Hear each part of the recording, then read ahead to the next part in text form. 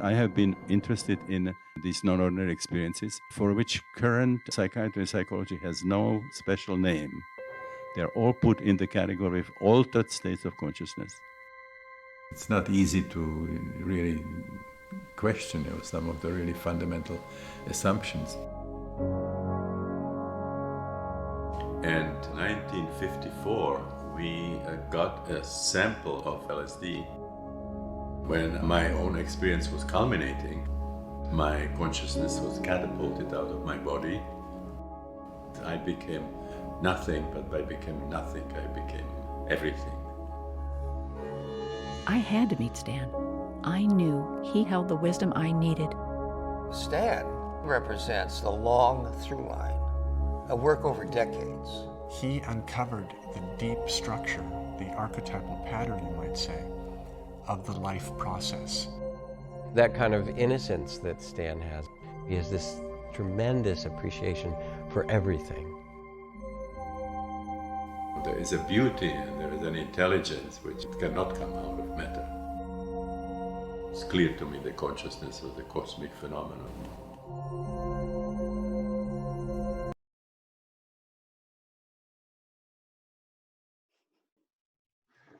Hello, world. Welcome to the Way of the Psychonaut, Stanislav Grof's Journey of Consciousness. These are our community screenings, and I am joined today by the director and producer of this film, Susan Hess-Leger. Thank you for joining us. And we will also be joined a little bit later by Maria Mangini, who we're going to be watching her complete interview today and then doing a live Q&A after the event. So if I could just introduce Susan here and maybe give us just a brief backstory, Susan, about how this project came about and why we're all here. Well, so I began working with Stan, I think over 5 years ago, actually. And the idea was to try to tell his story as a process. How did he come to the understandings that he presented to the world? And I felt that if people could see his process, it would be much easier to accept the discoveries that he had. And the other thing that was so fascinating about it was all the incredible people that passed through Stan's life. And during his 14 years at Esalen, these Fritjof Capra, Rupert Sheldrake, Jill Peirce, Richard Tarnas, Michael Murphy, all these incredible people, Michael Harner, these are people that are the elders of the consciousness movement. And over the course of this film, we interviewed a number of them. And the information that they share is so powerful and so necessary for the moment that we're in right now that it felt really, really important to let each of them speak in their own words. Most of our interviews are at least 30 minutes, some are even longer. But I felt that if we could share this information, that it would help provide a context for the documentary when people actually see it.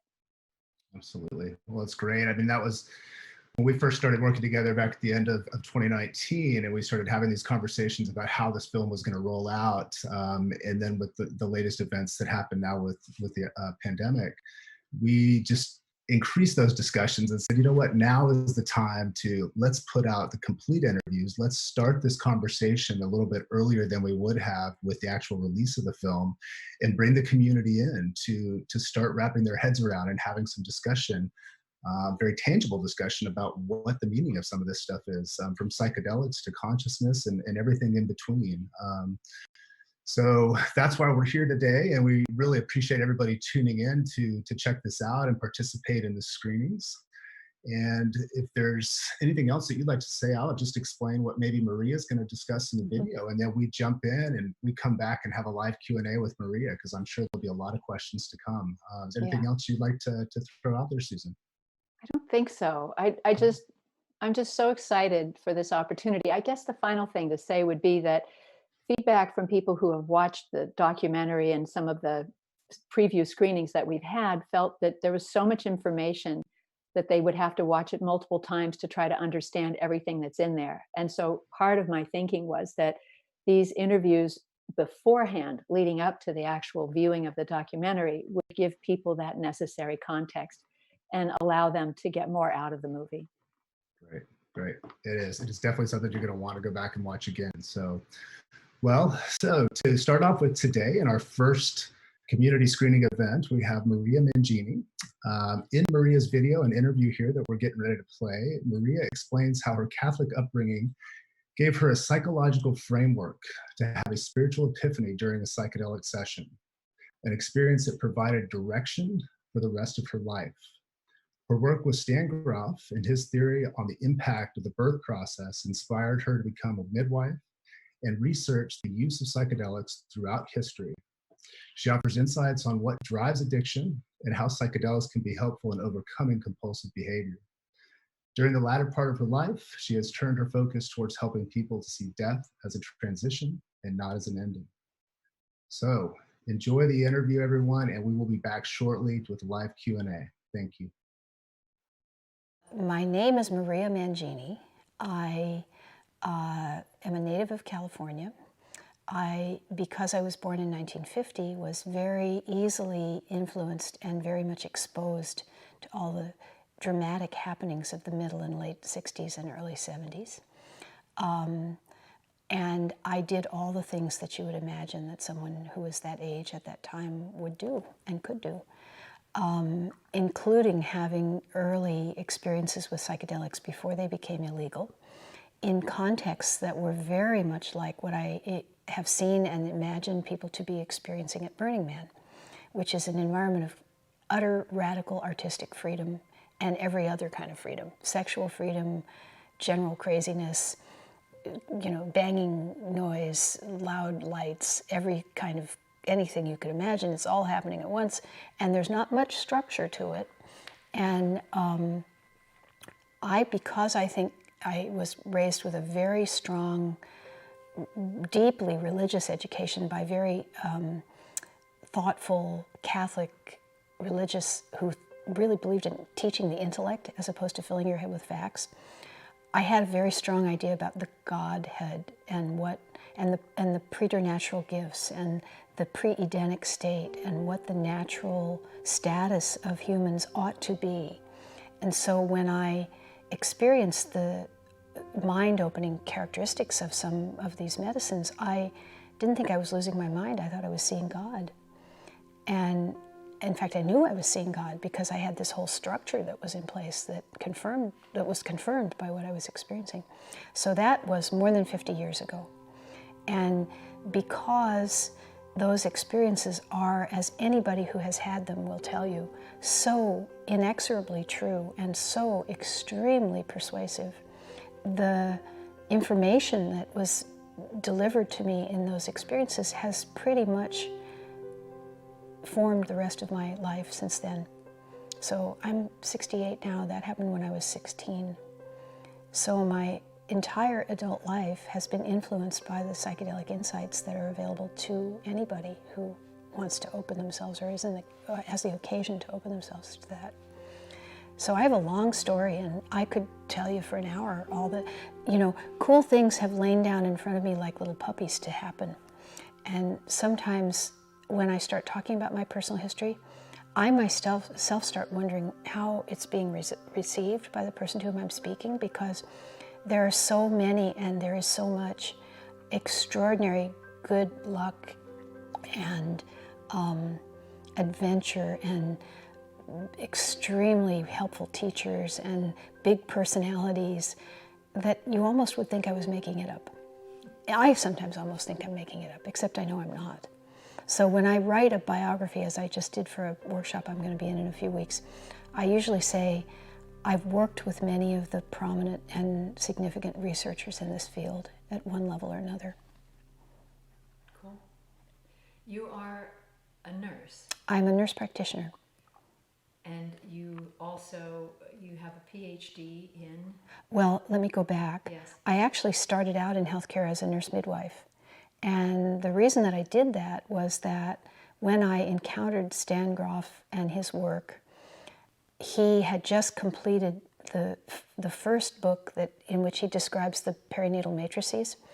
And he, I think, was persuaded, and he certainly persuaded me, that the biologic experience of birth has the potential to create for both the woman giving birth and the person being born a kind of template, which is a pathway for all kinds of transformative experiences that might then happen in the life of that individual subsequent to that birth.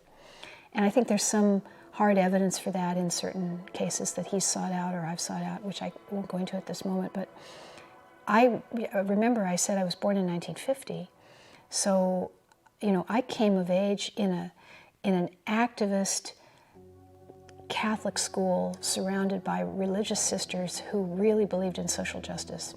And my early education, aside from the Catholic education that I've been talking about, was also about the common good, the responsibility that we have for the well-being of the people around us. In specific, it was about the civil rights movement at that time, but it later happened that my civil rights movement friends all started going to Black Power parties, and I really wasn't invited. But the idea that the common good was my business and that being an activist was my identity also stuck with me and was more deeply implanted, or maybe not more deeply, but earlier implanted in me than was the psychedelic identity.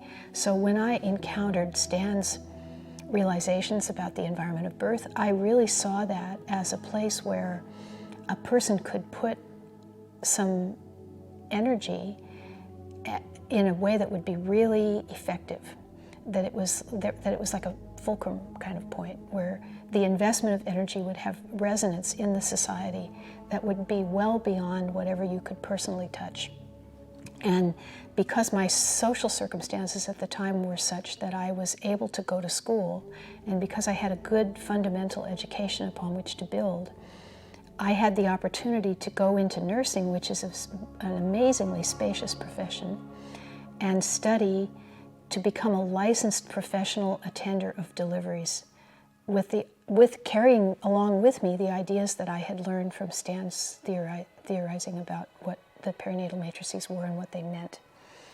And so I was able to do that. I was able to actually make a professional life for myself in which I tried to help women have the birth they wanted, as midwives do. That's what they do.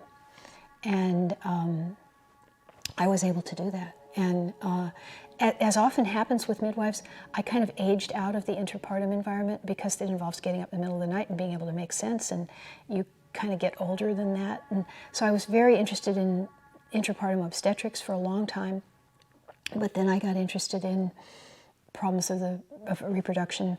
Then I got interested in problems of the menstrual cycle. Then I got interested in problems of the menopause. And what I'm discovering now, as I'm approaching the age of 70, is that the next iteration of that same set of skills and insights is being interested in death and dying, which is exactly the same constellation of skills which is required to attend birth. You have to have some kind of idea of what the map is, so that if people are wandering too far off the path, you can maybe help them to get back on the road. But mainly you have to be able to be with, that's the big skill. And the other skill is being able to not let somebody else's anxiety become your anxiety. And I've practiced that a lot. And it also kind of came in handy in and around different kinds of psychedelic sessions I've been around, because it seems like that's also a fairly useful set of skills for that as well. But my professional identity has evolved in that same kind of like seamless, no problem, one thing after another. If you proceed confidently in the direction of your dreams, the path just opens up in front of you. A moment ago I said, which of my various identities would you like to have presented here? In one of them, most people know me by the initials of my name, which are HM. The name itself is Hidden Mountain. People always think that that's some kind of Indian thing, a Native American thing, and that somewhere in my psyche there's a desire to play Indian. And it actually is not really there. It actually came from Korean Buddhism. It doesn't have anything to do with Native Americans. But a lot of other things that are very much of interest to me, I think, and to you, have to do with Native Americans and other Native people and other continuously present cultures that have been using different kinds of psychoactive substances to their benefit for a very long time. Some of those things are historically recorded and remembered. Some of them are dimly understood to have happened, like the Eleusinian mysteries, for example, about which we think we might know something, but we don't actually know anything because it was so sacred that people were absolutely forbidden to talk about what exactly happened there.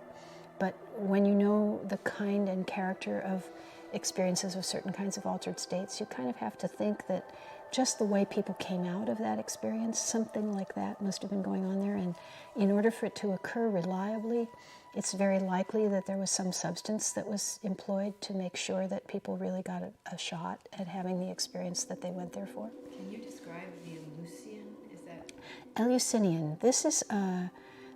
Eleusis was a temple in ancient Greece to which everyone, free or slave, I believe only people who had killed another person were excluded, but everyone was expected to go through this experience once in their lifetime. And it was an experience which took place at night.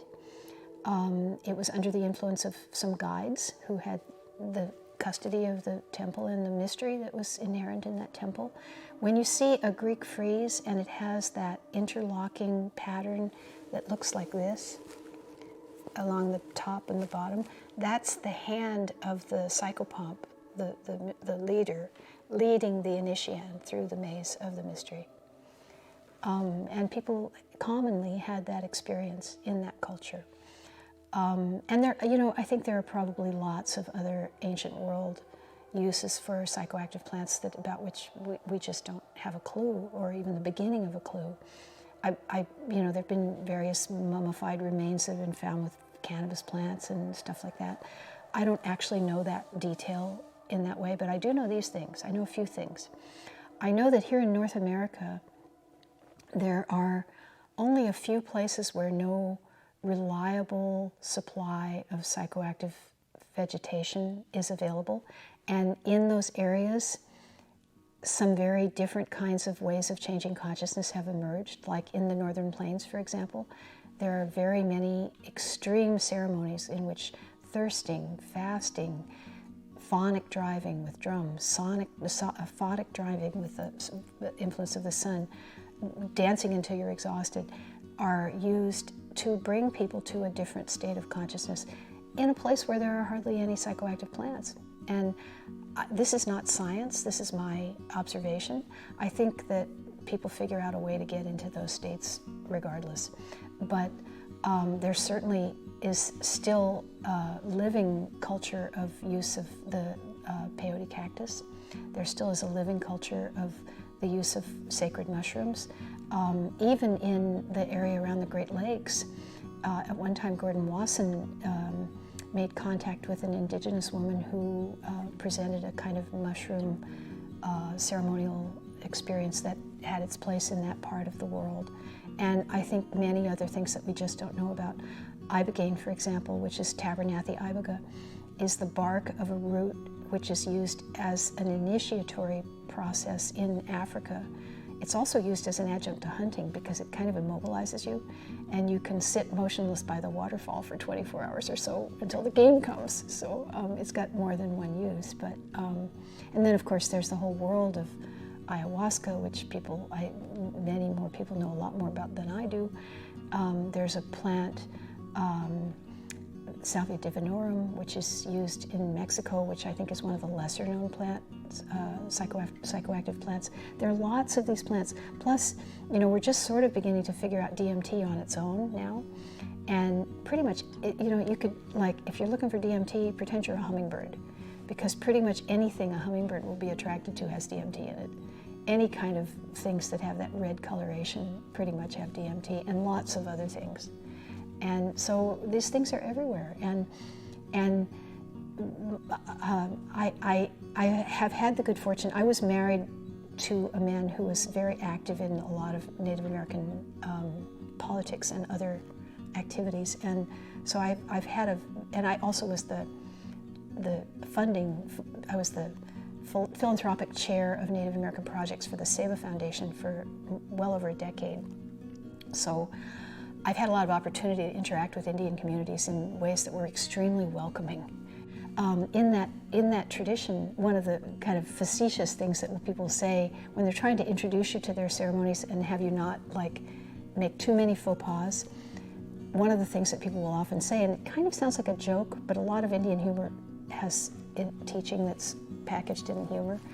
They'll say, take off your shoes and get to know your mother. And that, to me, is a suggestion that the planetary wisdom and the biologic wisdom and the botanical wisdom that brought our ancestors to have a high regard for these substances is here for us. You don't need a shaman to tell you how many bat wings to put in a brew. You just have to be able to listen in a certain way, and that which knows in the universe what is useful for those purposes will reveal itself to you. And I think I'm a little at odds with some of the sort of well-known lights of psychedelic life who, believed in, I don't know, people who came from other planets or, ascended monkeys or I don't know, that kind of stuff. But I think the plants know a lot. And if you're listening, they'll tell you what they know. It's clear that it's safe to do this because people have been doing it for ages. And a lot of things that are actually missing, or I feel are missing, and I think I'm not alone in feeling that they're missing from the culture that we're living in, are associated with experiences to do with these plants. Things like rites of passage, in which people get identified as moving from childhood to adulthood under the influence of a psychoactive substance, which then is used to open them to the teaching of what it means to be an adult member of the society into which they are entering. And so I think there are some people who have figured out that some of the substances that are available to us here now can be used in that way. There certainly is, hippies. Once again, I said I was born in 1950. I was raised in the San Francisco Bay Area. What do you think? Hippies knew a lot of important things. And one of the reasons that they did was that they were open to the things that could be learned from these kinds of experiences. And I think there are a lot of intentional communities, particularly here in the Bay Area, where that need that young people sometimes feel for that kind of validation of their young adulthood has been produced with psychedelic plants for them by their elders in little ways, in little communities that got it, that was something important. So there's that. But what mostly happened was molecular chemistry revealed itself to us in the first case through the experimentations of Dr. Hoffman. And I really strongly want to say this, and Stan, if you're listening and I'm wrong, I'm sorry, but I would be willing to give up my next week's pay to say I think I'm right about this. At the Kabuki Hotel, long years ago, there was a conference that many psychedelic lights participated in. Gordon Wasson was there, Peter First was there, and Dr. Hoffman was there. And this was before his book, LSD, My Problem Child, had come out. And I had at one time a cassette tape of this, and I loaned it to someone who never gave it back to me. So I cannot prove that I actually heard this. Maybe I imagined it. But I believe Dr. Hoffman said that a bench scientist, once he or she has formed his or her laboratory habits, is not appreciably likely to change those habits at any future time. So the likelihood that he accidentally ingested LSD for the first time when he had the first experience that altered his consciousness is possibly not the explanation. And that in fact, now remember, I'm the Catholic girl here talking, so transubstantiation is something that's in my vocabulary. It's possible that the substance was actually transmuted in some kind of cosmic way into something that was psychoactive because we needed it then. It was right when people were starting to get atomic fission figured out, we needed something that would counteract that. And maybe that's how we got it. I don't know. And maybe he never even said that, but I think I heard that. And then from that, the people who, then there was the whole Gordon and Valentina Wasson, and Valentina was from a mycophilic culture, and Gordon was from a mycophobic culture, and there was a tension between them. And as Gordon started to get interested in who was on which side of that fence, people who knew about mushroom things started to make him aware, and he ended up going to Huautla de Jimenez and encountering Maria Sabina, and then it was on the cover of Life magazine, and pretty soon everybody was looking at the psilocybin, and somebody sent the mushrooms to Dr. Hoffman, and he extracted or I don't know, perhaps even synthesized the psilocybin, and they brought it to Maria Sabina, and she said, yeah, that's the mushrooms, you know. So there's been a lot of that kind of stuff, the details of which I don't actually feel that I'm enough of an expert to really be more than a yarn or a storyteller about those things, but the sacred container and the cultural container in which the plant medicines had always lived opened at the point at which these things started to come out of chemistry laboratories. And that they became accessible outside the context of ceremonial life. And people started to use them sometimes for self-exploration in a very measured way, in a very fruitful way, and sometimes for kicks, which I haven't got anything against kicks, but that kind of unsupervised self-experimentation, I have learned from experience, you have to have extreme good luck to get the significant and profound benefits that can be obtained from psychedelics in that kind of a setting. Well, my research, let's see. Remember what I said about my the matrix, the social matrix. First of all, I have to go back and say what I mean by matrix. Betty Eisner, who is one of the early psychedelic researchers, she was an associate of Oscar Janninger,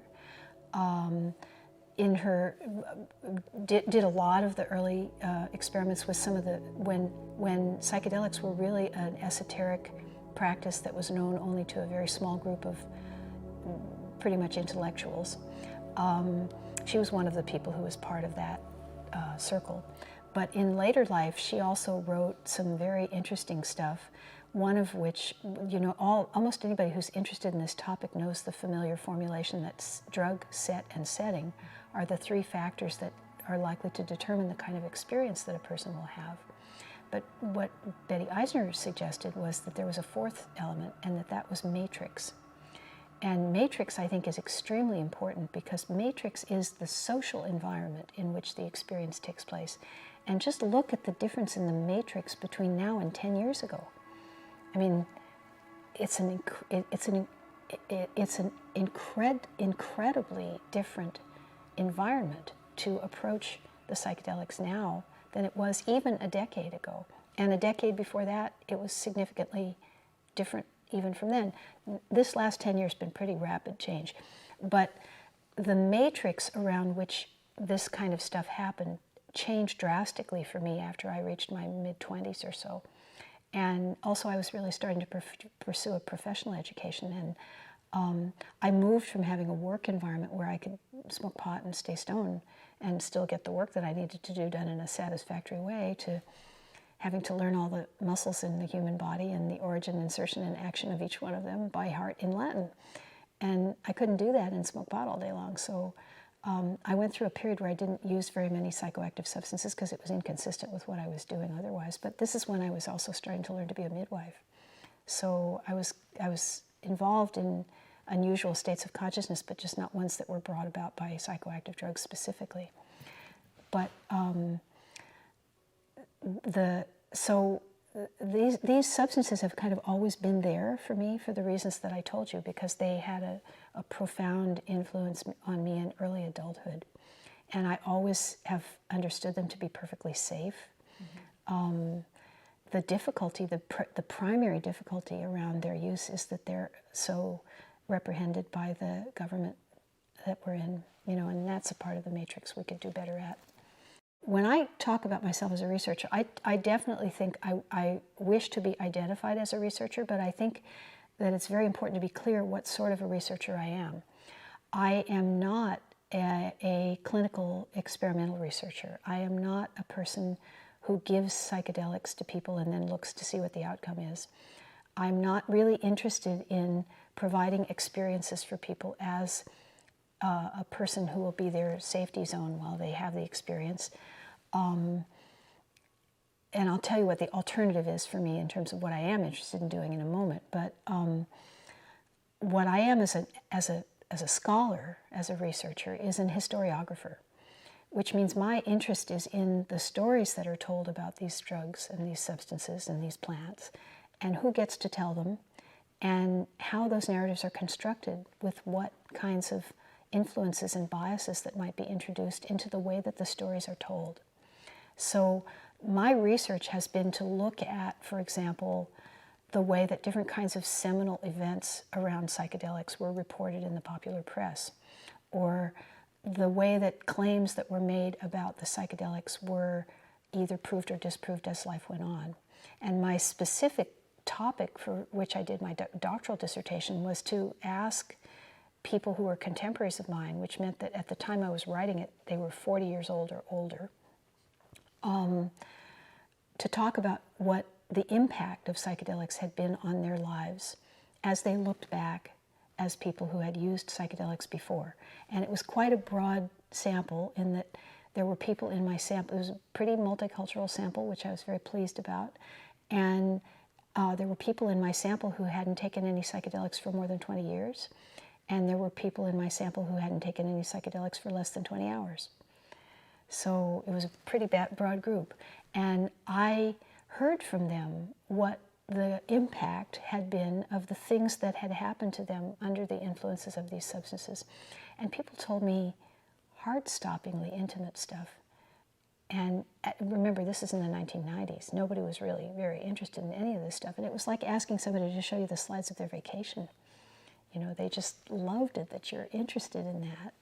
And I am really interested in it. And people told me some very, very wonderful things about the ways, and also some scary things about people who had crashed and burned, and some people who had been harmed by things that happened largely in conditions of unsupervised self-experimentation, where there was no one to reassure them that what they were seeing and experiencing was on a channel that was not on the same one that their body was receiving. Almost everyone to whom I spoke talked spontaneously without any suggestion, inquiry, or prompting from me about how much they had experienced their interconnectedness with everything around them and the interconnectedness of everything generally. And in some cases, in many cases, people talked about how that had changed their perspective about what it was ethical and acceptable for them to do with the rest of their lives, because they saw that they were connected in a way that they had never really experienced before. Can you speak about the tendency towards addiction in our culture right now, opioid use and alcoholism and all of those things? Well, I don't know about alcoholism. At the moment, I'm living with a man who was raised in a small town in Utah by a family of lapsed Mormons and immigrant Croatians who were as other as anything could possibly be in Utah. And his father was the bail bondsman, bartender, and pool hall keeper in their town. So he has a relationship to alcohol that is like brought about by his upbringing, and alcoholism isn't in it. Alcohol's a food, you know. I mean, it's part of his culture. There's nothing about him that's drunk, even when he's drinking. I'm raised in a similar culture. I'm a little Italian girl whom my parents gave a spoonful of wine in my glass of water at dinner. When I encountered the Native American community, in which a lot of the cultural bias against alcohol is very strong for a reason, and there are people who either drink to excess or don't drink at all, that there's a thing that when we study drugs, we understand as the informed user subculture, which is what teaches you about what the right relationship to a particular substance is. So if you go to a family wedding and your Aunt Mary gets drunk and throws up, everybody kind of goes, and you even if you're only 4 years old, you get it, that that's not the right relationship to have to alcohol. So there's all that stuff. You know, there's that J-shaped curve where people who are from teetotal environments are more likely to become, or as likely to become alcoholic as people who have alcoholism in their families. That's about the total of what I know about alcoholism. Now, let's talk about opiate addiction on the other hand. And let's talk about opiate addiction right now, today. I think this statistic is out of date because it's a few months old, because opioids are a big, important topic in the United States right now. And you can't just talk about opioids without looking at the matrix. That's one of the reasons I wanted to talk about the matrix. opioid addiction in the United States at this moment, as I started to say, this statistic, which I think is about 3 months old, is probably out of date. But when I got it, I got it from someone at the CDC, 91 people a day in the United States were dying of opioid addiction. Now, opioid addiction is a disease of desperation. And I think I discovered this when I was doing my doctoral research, because now this is really esoteric nursing stuff, but there was in nursing, there was a very important theorist whose name was Martha Rogers, who developed these very interesting unitary theories of human experience and human health. And when I started reading this stuff, I was floored. I was like, this is nursing theory? Because she said things like, human beings don't have energy fields, they are energy fields. And the energy field that represents any individual human is interpenetrating with the energy fields of everything around. And I mean, this is independently obvious to me, so I was clear that I was going in that direction in nursing. But one of the other things that people in that sort of Rogerian model tend to believe and talk about is that drug use is a way of increasing the amount of color, texture, vitality, interest, commitment, life in your life. And if there's very little of any of that, getting altered and going somewhere else is a reasonable alternative. And if you don't have anything that makes where you are an attractive place to be, what in the world would be a reason that you wouldn't want to go somewhere else, possibly as fast as you can? And the nice thing about opioids is that if you're swimming in the sewer, you don't care. So that's the problem that we have, is that we don't have an opioid problem, we have a despair problem. And we need to do something,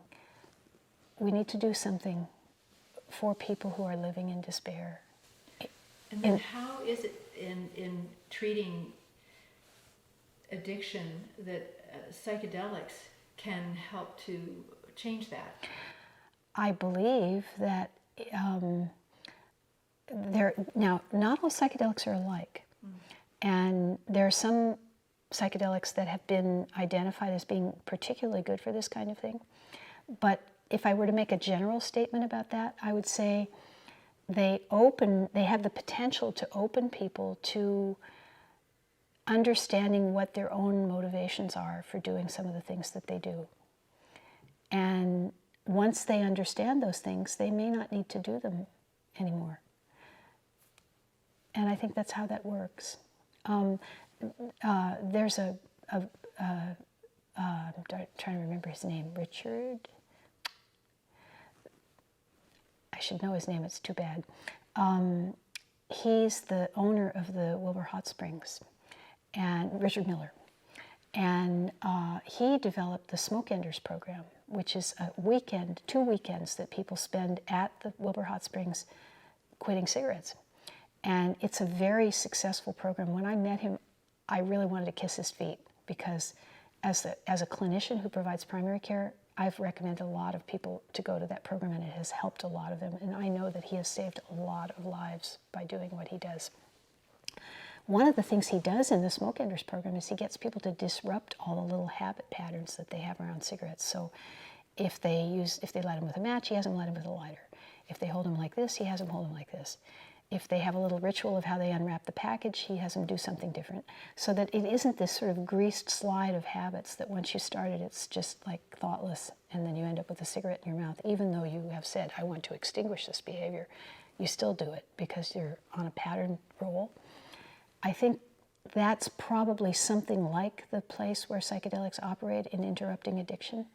They get people to connect to the unconscious things that motivate activities which they know are not good for them. You know, I mean, I have a potato chip problem. I mean, I really have a potato chip problem. I know that I cannot get in a car with an open bag of potato chips. I will eat the whole thing. It could be the feed your whole company picnic-sized bag of potato chips. Nevertheless, I will eat the whole thing. Once I start putting those potato chips in my mouth, I can't stop. And I can be saying, you shouldn't really be doing this. This is going to make you feel terrible. You said you were never going to do this again, and I'm still putting the potato chips in my mouth. And it makes me understand how people can be addicted. I'm sorry if that's a trivializing thing to say, but that's how I understand it. That like once the behavior begins, it's like, I'm not a 12-step program, but I hear from 12-step people say one drink, one drunk. You know, like you can't even do it once. You just can't. But you got to understand why you can't even do it once and what made you want to do it once.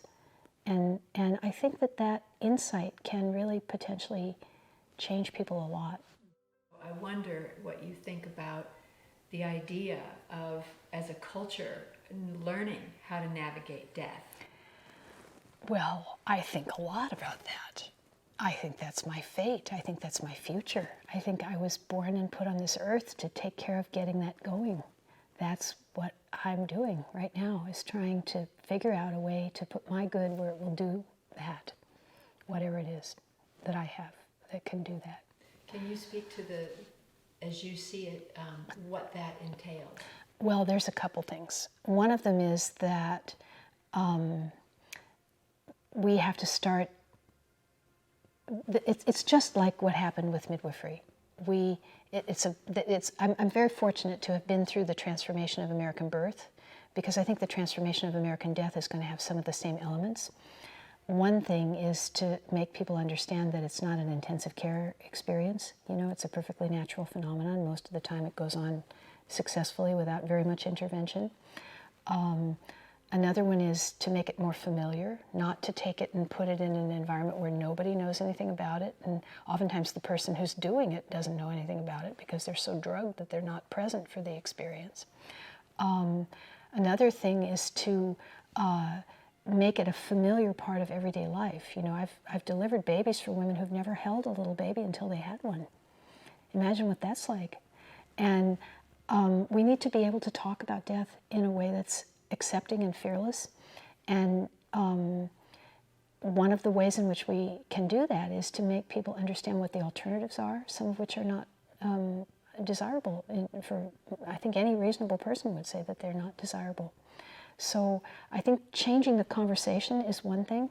And my way of approaching that is I would like to teach thanatology, the study of death, as a subject in a curriculum where people could join and get interested in some aspect of death that would overlap perhaps with some interest that they already have. So where there might be a course on death music, or a course on mourning dress, or art in death in art, or sudden death, or different experiences of bereavement, and different ways of working with people in bereavement, different kinds of bereavement. In particular, I am very interested, and I'm not certain whether you really want to have me say this in your film or not, but I'm going to say it anyway. I'm particularly interested in ketamine, because ketamine is a dissociative anesthetic, and because that's what it is, and because of the way it works, it actually gets people's consciousness out of their bodies. And I envision that there is a potential for ketamine to be used possibly to introduce people to the idea that death is safe, but even more importantly, for people who are in bereavement and who are stuck in the way that where somebody's stuck, or they're stuck, or they didn't finish something that they needed to finish with somebody. In that period of time that the Tibetans really understand, where the body and the soul are still very close together, I think ketamine can be a very powerful adjunct used in that setting to help people complete those kinds of connections and make that crossing in a way that's good. And Michael Harner has said that Oscar, my son, asked, is there such a thing as evil? And he said, not in the upper world and not in the lower world. Yeah. Only in the middle Yeah. world. And that would be the disembodied souls. Or those. Well, in the Northern Plains, they have 7 ceremonies in the Dakota, Nakota, Lakota culture. One of them is keeping the soul of a dead beloved for a year, and then they send him off. My dad was in a coma for 24 hours before he passed. My aunt, similarly. Are souls hanging on for the right portal to open? No, I don't. Well, it might be. Yes, that could be. It could be that. It could be exactly that.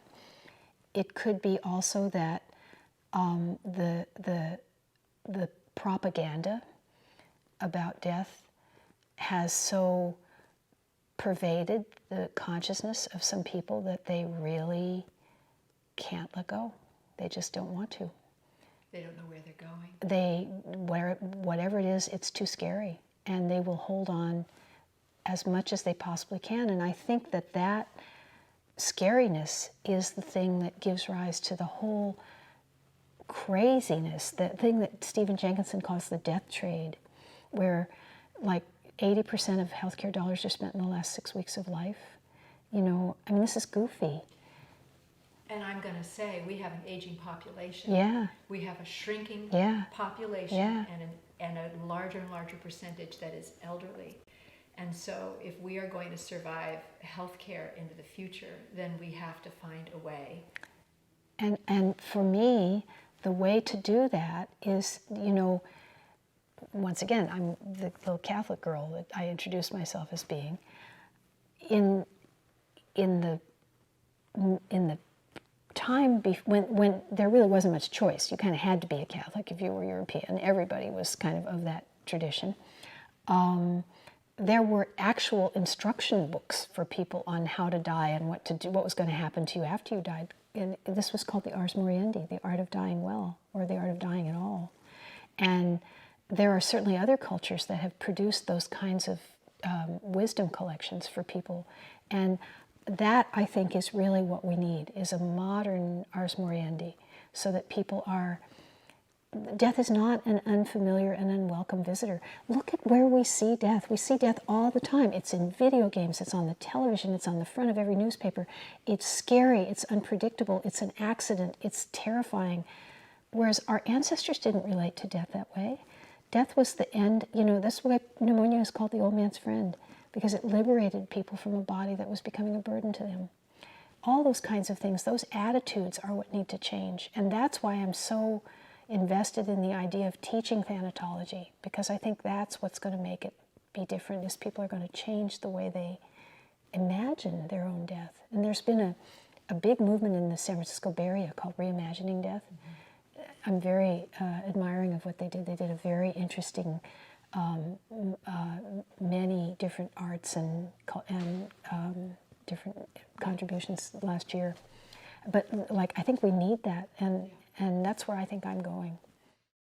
Obviously, fear of death is, I believe, caused because we have no idea what's next, because we're so attached to being physical, that if we had a sense of ourselves as consciousness having a physical experience, then this is just a container that's worn out, time to let it go, and what's next? As opposed to, this is it, it's over, there's nothing more. Don't you think that would be helpful to shift that? When I had that experience as a 16-year-old where I got it, that death had bad press, the thing that came to me that I carried forward was, death is a semicolon.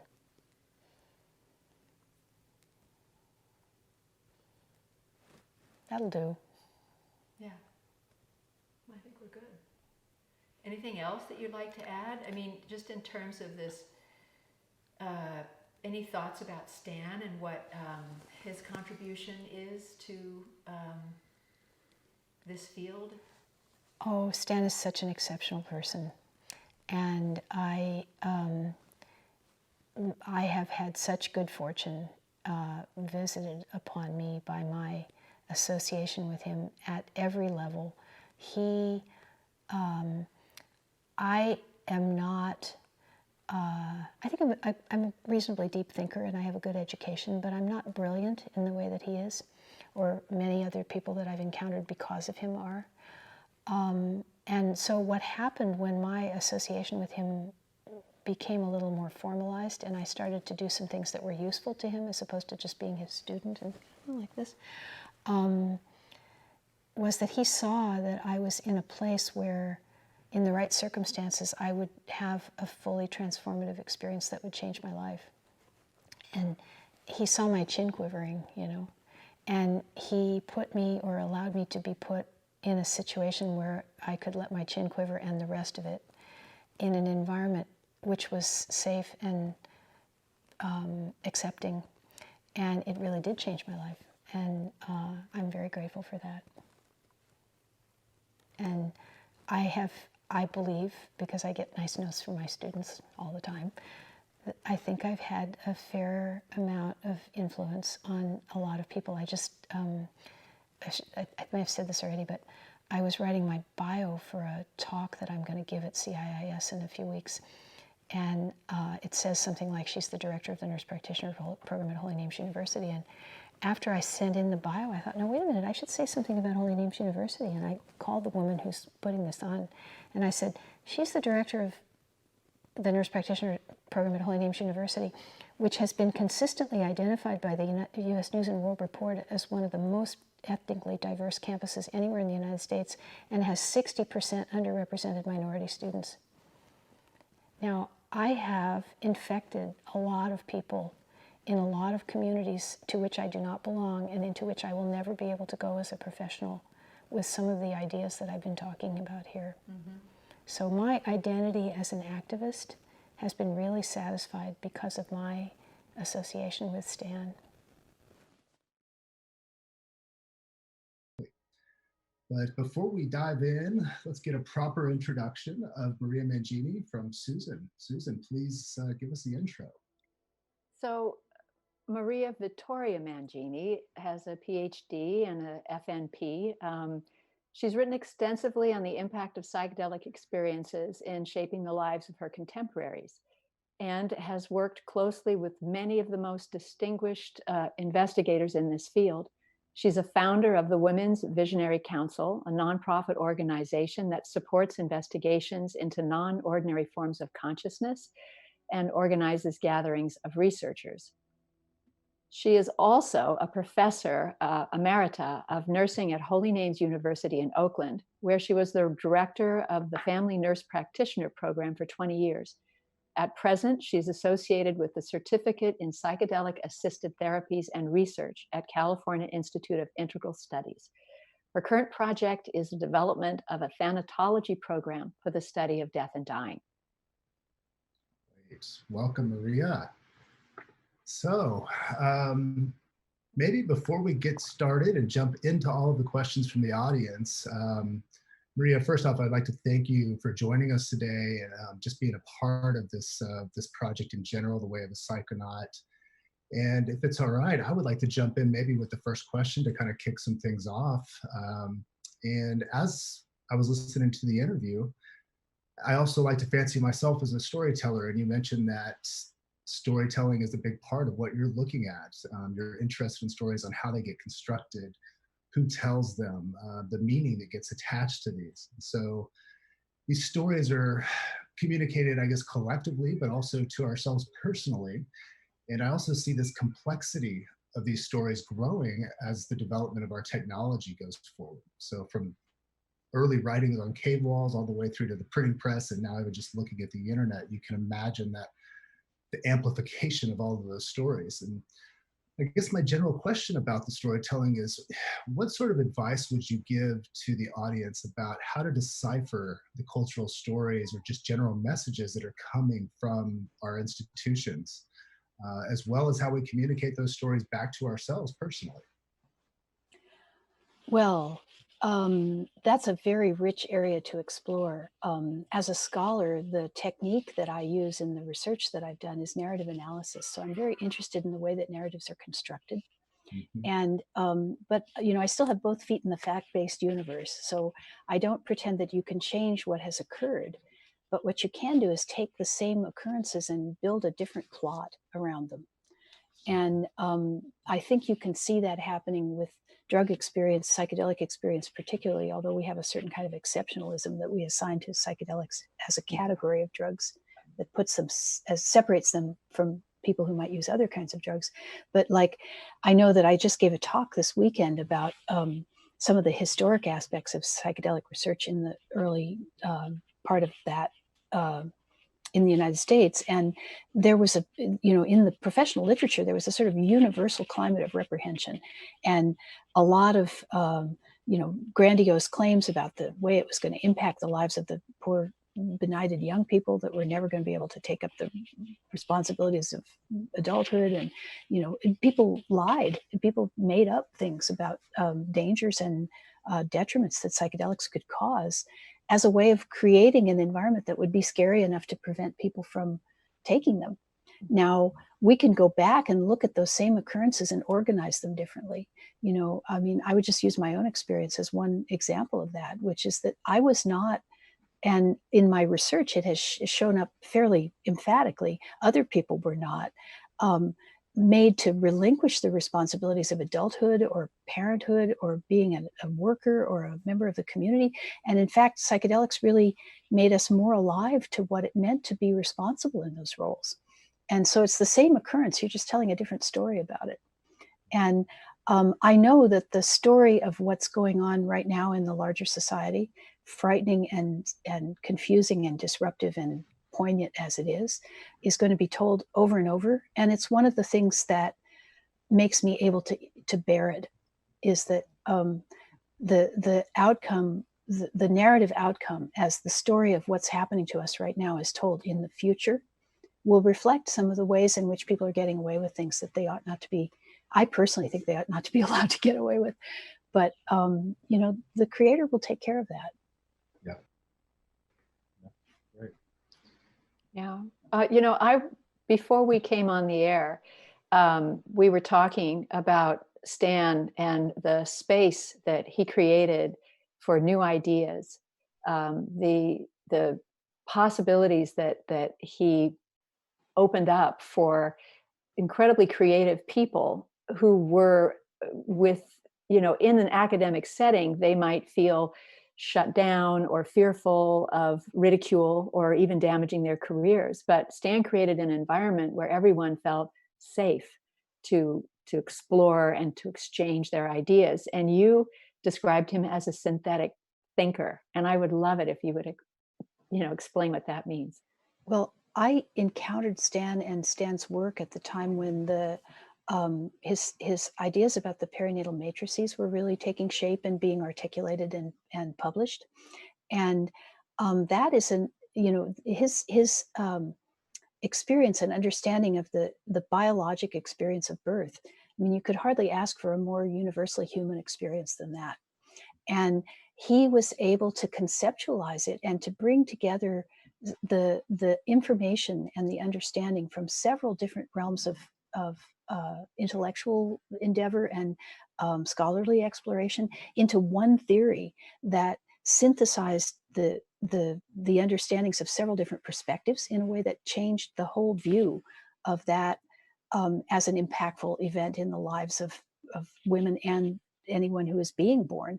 And it was also very timely because it was at a time when, at least in this country, women were recognizing that birth was not an ICU experience by nature. And so it was possible for that theory to emerge in a way that when people who are really truly brilliant develop an understanding like that, which surpasses the understandings that have preceded it. One of the things that characterizes those understandings is that they're so obvious that even people who are not brilliant can look at them and say, well, why didn't I think of that? Because they're so intrinsically truthful. And I think that the ideas that Stan generated about the perinatal matrices have that characteristic for sure. Thank you. Great. Yeah. Well, I think now that maybe Susan and I have thrown our questions out, and we've had plenty of opportunity to talk with Maria, I would definitely like to now open it up to the audience who's been tuned in. We have our wonderful social media manager, Mr. Matt Zian, who is out there kind of fielding questions as they're coming in. And he's going to join us via audio to ask some of these questions from the audience. So Matt, if you're there, I'd like to ask you to kind of just jump in and let's start this conversation off. Hi guys. Yeah, loving it. We have a question here from Stephen. What is the link between breathwork and psychedelics? Do you know anything about how Stan discovered breathwork? Well, you know, Stan was a researcher associated with one of the last places in the United States where people were allowed to provide psychedelics therapeutically in a legal setting. But when he came to Esalen as a scholar, he was not in that circumstance anymore. So he had all this awareness and experience and technique, but the opportunity to use that in a setting that was acceptable was gone. And in fact, when the research center was not able to continue, it was lost to everyone. But he had had so many experiences with so many different psychedelic sessions that he had observed that people often, when they were really moving toward a transformative point in their experience, their breathing often changed, and that they were sort of perhaps self-catalyzing that experience through their breathing. And he and Christina, his then wife, who was a serious yogini and a serious student of Baba Muktananda, recognized that there was this possibility of using different kinds of breathing exercises that were used in some other spiritual disciplines to help people get to that state. So I think that the connection is largely from the realization that the space is fruitful and can be used for different kinds of personal development and spiritual development. And there are a number of different kinds of ways to get there. Very cool. Love it. We have another question from Claudio. Can you talk more about the ancient Greek ceremony that you mentioned in the interview? How does that ceremony fit into Greek society, and how did it help shape the understanding of reality? Well, I wish we knew more about this, because this ceremony, it wasn't exactly like the ceremony fit into Greek society. It was more like Greek society fit into the ceremony. Thousands of people, anyone who could speak Greek, as long as they'd never murdered another human being, was expected to participate at least once in this ceremony. And the fact of the ceremony was extremely sacred and extremely secret. And the penalty for revealing what was actually happening in the days when the ceremony took place, in the different rituals of the ceremony, was death. So people didn't tell anybody about what exactly had happened. But the fact that many, many thousands of people over a long, long period of time, close to 2,000 years, were able to achieve some of these very dramatic kinds of insights about life and death and rebirth is suggestive that there may have been a psychedelic substance involved. And one of the things that we do know is that there was a beverage called the kykeon that people drank that was part of one of the ceremonial events. And there have been a number of theories surfaced about what the ingredients of that might be. There were certainly candidates, in different theorists have had different ideas about that. But this was, this was a death and rebirth mystery, which people, if you allow for the possibility that they were in an altered state when they experienced it, had in a kind of universal consciousness way with a lot of other people who were not necessarily from the same social stratum or the same background or the same locality or that they were from. And I imagine that it was a very unifying experience for the society as a whole. It's certainly, if you can, it's hard to extrapolate from that because there's very little data that you can really rely upon. But if you just take the potential for the effects on the individuals who took part, I would guess that it probably had some pretty dramatic effects on them. Wow, amazing. Awesome. Next question is from Diana. Does Maria consider herself a highly sensitive person? And if yes, how did she tackle difficulties having this trait? And how did psychedelics help? I'm a primary care clinician, and when I'm taking care of myself, I can receive a lot of information from other people about things that are bothering them, about pain that they have, about troubling thoughts that are bothering them. I can deal with that pretty well. I have found, though, that I found myself sitting in my examining room on my little stool, listening to someone sitting on the examining table telling me their story. And I'm thinking to myself, why is this person telling me that? I have more problems than that. And that is not a good place to be. And it isn't productive for the person who's come to me for help, and it isn't productive for me. So I've learned to get enough sleep, eat enough food, wear clothes that are comfortable, not spend too much time looking in the mirror, things that like help me to maintain my center. I find that spending time in nature is very helpful for that. But because I've had this experience of receiving the stories of a lot of other people, I don't consider myself to be a highly sensitive person in the sense that I'm not like a raw nerve walking around that is assaulted by the impact that stuff that's happening outside of my body has on my sensorium. Although I do know people who are like that. And I encourage people who are like that to do grounding things. There are a number of practices that I would consider to be psychic self-defense that I would recommend for people who are in that kind of state, either temporarily or by nature.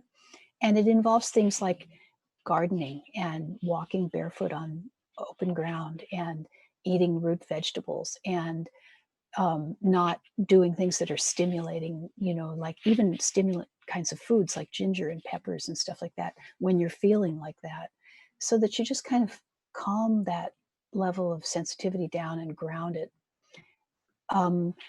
But those are practices which people have to engage in, and sometimes they don't hear about it, or sometimes they're not able to do it. And I don't think that I think that as in midwifery, where domiciliary midwifery, that is to say the practice of home delivery, is improved in its safety record by the capacity of midwives to figure out who's going to risk out of that circumstance. Like some people are just at higher risk. They ought to be in a situation where there's more help available. I think that kind of risking people out is a good idea where experiences with psychoactive substances are concerned. Some people are, they're not likely to get an experience which will be easy to manage in the life that will be in front of them after the experience is over. And people ask me all the time, should I take psychedelics? And I have a sort of a pat answer to that, which is to say, that's like asking if you can kiss me. If you have to ask, the answer's no. Right. Absolutely. Great response. Yeah. All righty. Another question from Florin. What exactly are the risks of the breath work that Stan teaches, if any? Well, any experience that's activating, psychically activating, and that can include different kinds of meditation experiences and movement experiences and many different kinds of psychological work that, that have been developing, different kinds of things that have developed in the human potential movement over many decades. The difficulty with that is that they're activating, and then the question is, how do they get integrated into the life that the person lives subsequent to the intense acute experience? And I think this is one of the things that we're doing pretty well in the current environment of what I think is sometimes called the psychedelic renaissance, is that a lot of attention is being paid to integration. And I imagine that with breathwork, I'm not a practitioner of breathwork, but I imagine that with breathwork, that if somebody has an extremely activating experience with breathwork, that integrative experiences such as the ones that are provided with mandala drawing and that kind of thing as a sort of postlude to the breathwork itself are helpful to people in getting the context of what's just happened in their consciousness into a place where they can go forward in their lives without it being like a burr under their blanket. Great. Awesome. Okay, we have a question from Ssris. How would you describe a psychedelic culture, and what are the many ways to reach that psychedelic state? Really good questions. A psychedelic culture, let me think. There certainly are indigenous versions of that. There are societies in which psychoactive substances are part of the cultural context in which people live their entire lives. I don't have that as part of my background in this lifetime. I've certainly had an attraction for trying to create a life environment in which the realizations that became available to me through psychedelics could be lived out in the everyday. And I do think that a lot of people who had early psychedelic experiences, maybe decades ago, that at least in my research, it has shown that a lot of those people had their ideas about certain aspects of their life changed, so that they tried to embody the realizations that they'd had in ways that made a big difference in the way that they lived their lives. I had the opportunity to give a talk at the Eco Farm Conference, which is a California Certified Organic Farmers, a few years ago, with someone who's a very important agricultural advisor for the California Certified Organic Farmers, whose name is Amigo Bob Contisano. And Amigo Bob made a list of 150 things that hippies thought up that were really helpful. And people loved this because there were like a lot of people came to this talk, which was called something like The Influence of Psychedelics on Ecological Restoration and Organic Farming. And people came up to us afterward and said, you know, of course that's true. And I realized that I needed to devote more of my life and my attention to the stewardship of the earth, or I needed to figure out a way that I could live, that I didn't have to hold my nose to go to work, or whatever it was that made them make the life choices that they made in little incremental stages, which had built the life that they then were occupying. And another person who was participating in that talk with me is Carolyn Garcia, who is sometimes called Mountain Girl. And she's a person who lived in a psychedelic culture big time. She lived in the environment and community that was created around the Grateful Dead for most of her adult life. And that was a place where the transformative experience that was available to us through music was actualized into all these other different little ramifications of community, including art and food and community gatherings and a lot of different kinds of ways in which people could act out the things that they then understood. So I think that a psychedelic culture develops the way nacre develops on a pearl. It takes a little bit of a while for it to get big enough for you to be able to see it. And that's when people ask me about, I belong to an intentional community. I'm fortunate that I live with a bunch of people who figured this stuff out a long time ago. And people always ask us, how can we do this? And my answer is do it. The only difference between doing it and not doing it is whether you're doing it or not. Just start somewhere, because it'll accumulate around you. But I think that was only one of the two questions. Well, if I could just jump in really quick, the idea of a psychedelic community, I think that is expanding so much since our early definitions. Yes, you can take it back to indigenous cultures and that's a rightful place to start, but then a lot of people have the association with the 60s and even into the 70s a little bit, and the hippie movement and the age of Aquarius, and that became kind of the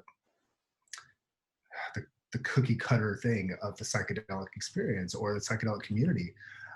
But now with this renaissance, I think that is expanding. It is way beyond just that, and we're seeing this not just hit major media, but also kind of the general public, because of the trauma that's out there, that this is not going to be just shoved off to a small portion of society. This is expanding, and I think the idea of a psychedelic community is just growing dramatically.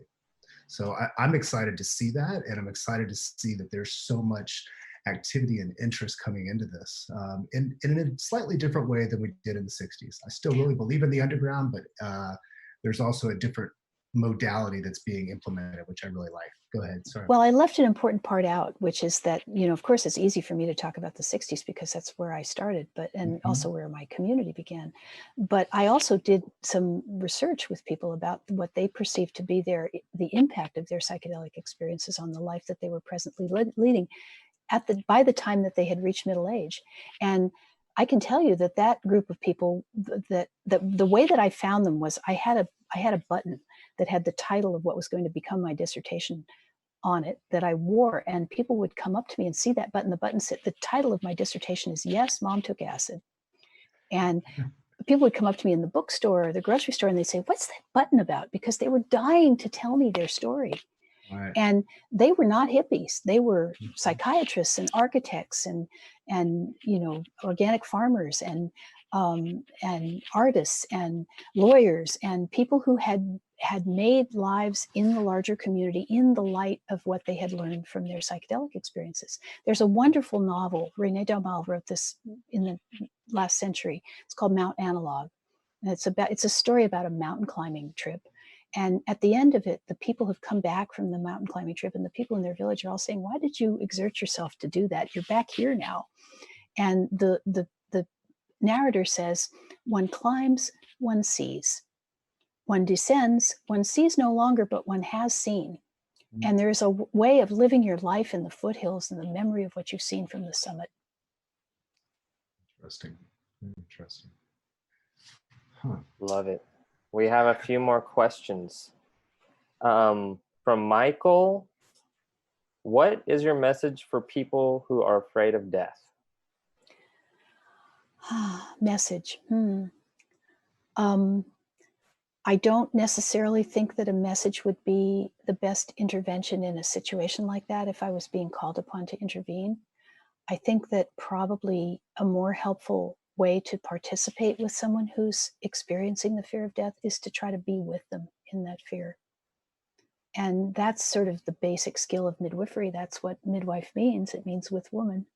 It's just being somebody who knows the path and is able to remain in the presence of someone who is in pain without feeling like there's some need to do something about that. And just being able to be present with your heart open in the presence of somebody else's pain. Beautiful. We have a question from Luis. Would you share some more about the transformations experienced by the people who have done psychedelics? I think that that's difficult to generalize because, for one thing, my dad used to say, not much was expected, so there was no disappointment. I think it's counterproductive to set people up to go into a psychedelic experience with the expectation that they're going to be totally transformed. What they're going to get is the experience that they get. They're going to get what they get. And that's part of the place to begin that really makes sense for me, is in that environment of acceptance and willingness to put oneself in the hands of the Creator and to be taken wherever that adventure takes one. And I think I might have lost track of what the question was. How would you describe the transformations experienced? Well, I can describe the transformations that I experienced, and I did describe them, I think, in the interview that you might have just seen. I was, at the time that I had my first encounter with LSD, I was a young, mid-teens, and I was very involved in the religious faith of the family of origin from which I come. And one of the things that I had been taught was that it was part of the spiritual experience that we all seek and desire, to become part of the mystical body of Christ. And I experienced the taking of the psychedelics that I took at that time as being very much like what had been told to me as the character of Holy Communion, but it was not that I'm sorry if this sounds disrespectful, but what I had experienced up to that point seemed like a placebo by comparison. And so what I received was the exact experience about which all the spiritual teaching that I had gotten up to that point had prepared me, but they never actually gave me the real jelly. Like wonderful. Yeah. We've got one more question from the community, and then we can just jump into whatever you guys are feeling. Do you think adding psychedelics to the diet every once in a while can lead to personal growth and healing? That was from Michael. And I would like to add my own addition to that question and say, how often? Well, I do think that it's a really wise choice to allow time for one to digest and integrate what has been revealed in most recent exploration experiences of that kind, whether they come from psychedelics or from, shamanic practices like drumming and ecstatic dance, or from wherever they come. Because if you are actually going into a realm where other intelligences are giving you new information or providing teachings, and you go back there and you haven't done anything with what you took away the last time, you subject yourself to being confronted by those intelligences and having them ask you, what are you doing here? Why are you back here for? You didn't do what we told you the last time. So I think that's one of the things that I would encourage people to examine, is what was proposed to me, or what occurred to me, or what was revealed to me, and what have I done with that? And to determine whether they've made any progress in what the indications that came to them previously might have been. Because you can't just keep going back, and it's greedy to keep going back and asking for more, It's like, that's the behavior of a hungry ghost, where you keep eating, but you're never full. And so that, I think that's a useful rule of thumb. As a scientist, I can't really say much about frequent small doses of psychedelics, because I don't think there's enough data to really be able to say on the basis of science what the impact is of doing that, what the potential is, what the positive and negative aspects of it might be. I think we need to accumulate a little more data, and I think it would be a really good idea if somebody would design a carefully constructed and carefully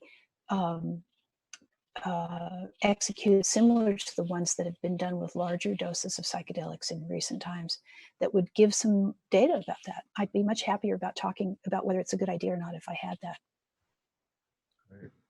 So I'll jump in to say that I know some of the work that Robin Carhart Harris is doing at the Imperial College of London is on microdosing. And then Paul Stamets has created a protocol and an app that you can download and participate in his. There aren't any controls, so it's difficult. It's just anecdotal. People are saying what their experience is. But, I know those efforts are in progress. Well, Susan, first of all, I tend to be very sensitive about the way in which people who do empirical measurement tend to dismiss the importance of anecdotal evidence and of narrative evidence and of lived experience. I think those are extremely important and useful forms of data that need to be collected in a systematic way.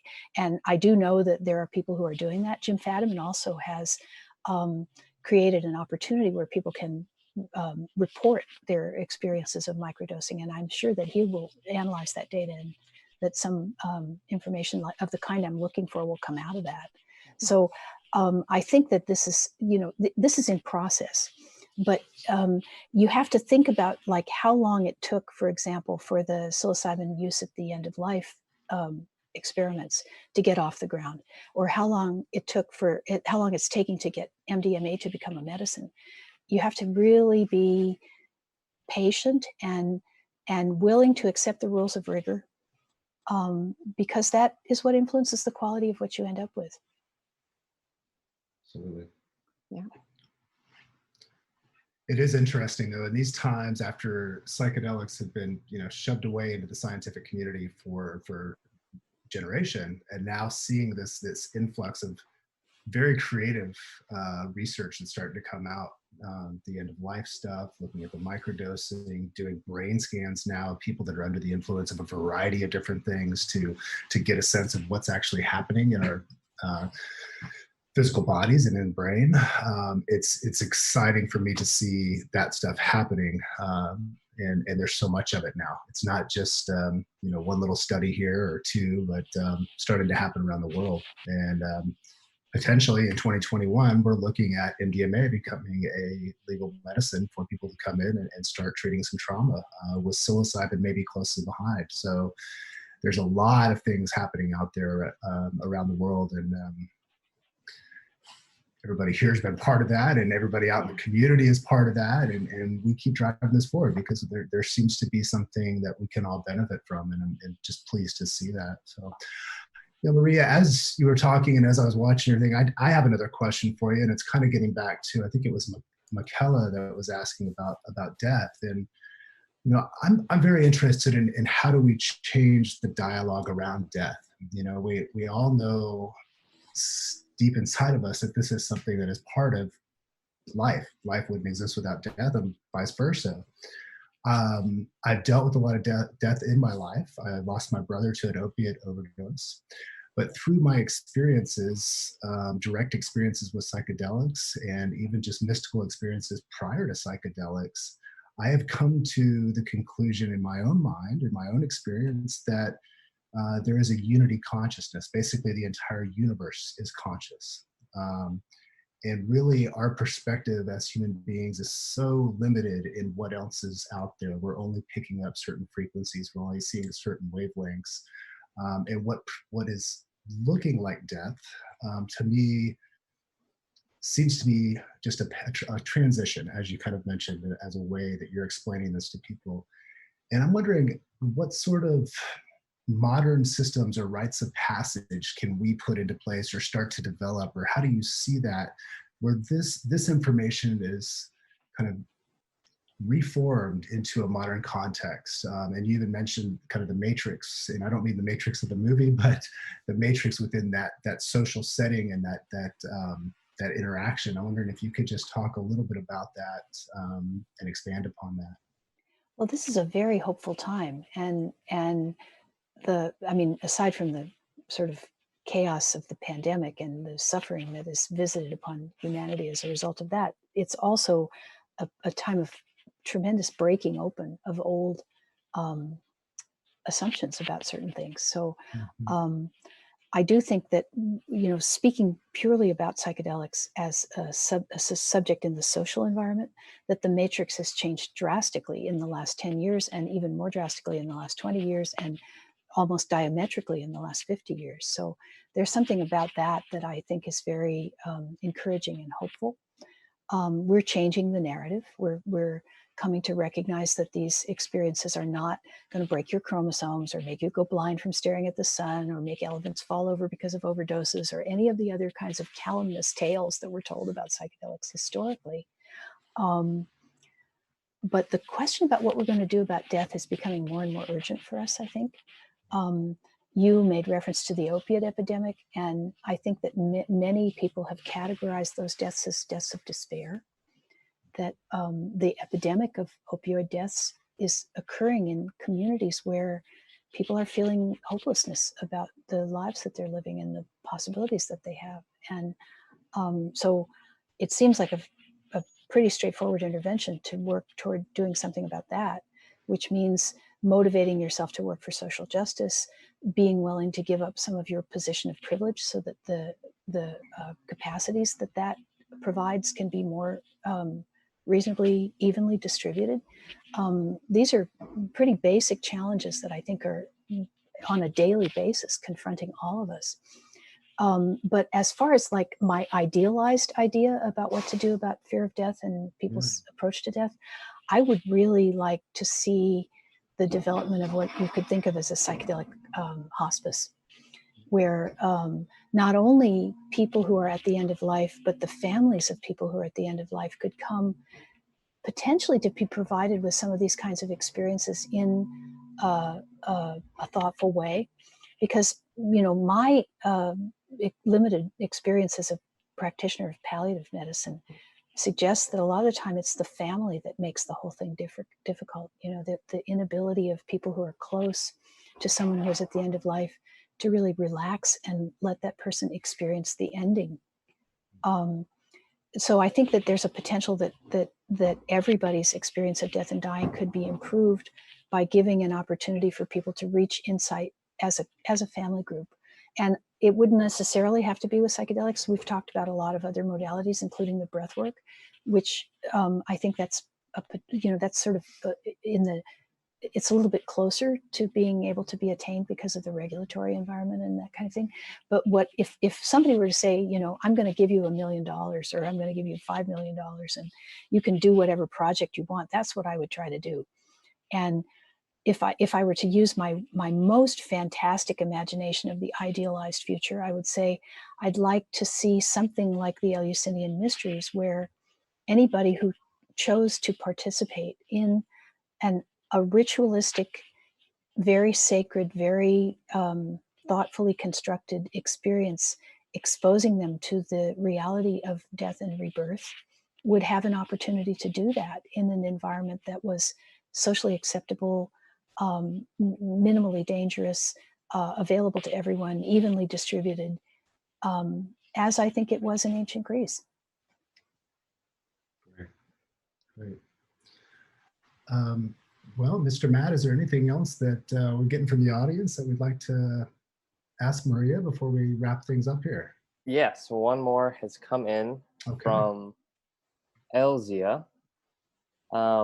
Are there any psychedelics that you can take while being on SSRIs? That's a pharmacology question. And there's a lot of very sophisticated information about that. I think I said that would be a very long question to answer. I think that I said when I talked about people risking out that responsible researchers and practitioners should have an understanding of what their armamentarium is and when it's not advisable for people to be exposed to the things in that armamentarium. And SSRIs are one of the pharmacologic interventions that people take drugs for a reason. And if you're a person who responds to the SSRIs, I would be very loath to tell you to stop taking them for the purpose of doing anything else. But that's not something that you can just give a casual answer to, and I wouldn't attempt to do that. I think in an ideal world, you should be able to talk to your doctor about anything. So the place to start would be with the prescriber who's giving you those prescriptions. Definitely worth, for those of you that are not aware, arrowid.org is a great resource to at least start researching some of these things. Ayahuasca is definitely on that list of do not go near ayahuasca if you're taking SSRIs, and then there are some other substances, but you can find a lot of this information. And to back up what Maria was saying, I think it's important to talk to your doctor, and anybody that is going to be facilitating should know what their drug interactions would be, and will be able to provide that information and safety first and foremost. So, well, I have one last quick question just because I have you here and I just can't help myself. So I always like to ask this question to wrap things up in some ways. But Maria, if you were talking to the 7.5 billion people on the planet and you could deliver just one simple message to humanity, what would you want to tell them?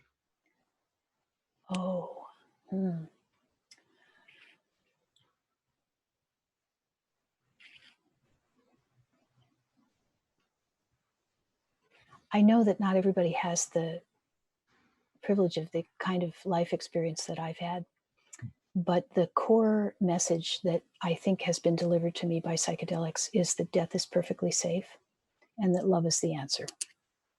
Beautiful. That's excellent. Oh, that's so lovely. Thank you for that. Yep, thank you. That was great. Thank you again so much for joining us today, Maria, and being part of this. We really appreciate you kicking us off. And thanks to everybody else out there in Facebook and tuning in on the website. We really appreciate the time and the effort just to come to listen in and participate in these discussions. So we're going to be doing this on a weekly basis for the next 4 months. And we're going to be bringing on new people every week. And we'd really, really appreciate it if you'd come and join the process as we kind of unravel these big thoughts and big ideas and have these wonderful guests share their ideas and their experiences with us. So thanks to everybody again. Thanks, Maria. Thank you, Susan. Thank you, Matt. And thank you to Stephen Tucker, who has been running all the stuff behind the scenes and making this happen. So and I just want to throw in one thing. Our next interview that we're sharing is with Sean Kelly, who is a very interesting person with a tremendous background in transpersonal psychology, quantum physics, comparative religions, integral ecology, He's an author and an educator, and he provided some really foundational information for this project. So I encourage everyone to join us and listen to what Sean has to say. And then he will also be with us after his interview streams for our Q&A. Right. Yeah. All right. Thank you so much, everybody. Thanks, everybody. Thank you, Maria. Blessings. Yeah. Bye-bye. Bye.